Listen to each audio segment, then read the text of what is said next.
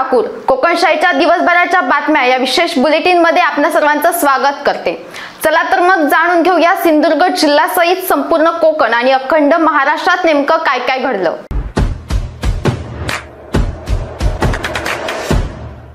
कणकवली शहरातील Shri Gurukrupa auto spare पार्टच्या दुकानाला आज दुपारी 2:15 वाजण्याच्या सुमारास आग लागली।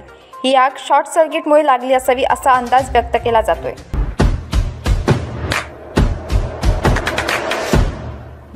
बेकायदा गुन्हे वाहतूक प्रकरणी मालवणात एक बोलेरो पिकअप गाडी ताब्यात घेण्यात आली आहे। या गाडीतून बेकायदा गुरांची वाहतूक होत असल्याची माहिती मिळताच शहरातील काही तरुणांनी पाठलाग करून ही गाडी पोलिसांच्या ताब्यात दिली। ही घटना शुक्रवारी सकाळी घडली।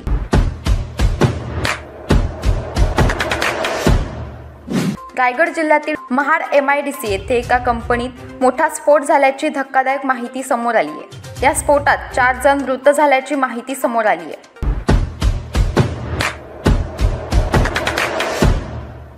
कणकवली ठाकरे गटाच्या वतीने जोरदार घोषणाबाजी देत उपजिल्हा रुग्णालयासमोर अपुऱ्या आरोग्य व्यवस्थेच्या विरोधात धरणे आंदोलन करण्यात आले।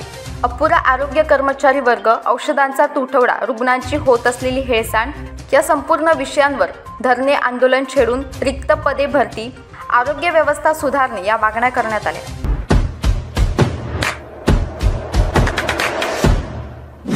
बांदा कन्या शाळेसमोर गटाराचे खोदकाम सुरू असताना विजेचा पोल कलंडल्याने विद्युत भारित वाहिन्या रस्त्यावर कोसळल्या। या घटनेनंतर ठेकेदाराच्या हलगर्जीपणाबद्दल संताप व्यक्त केला गेला।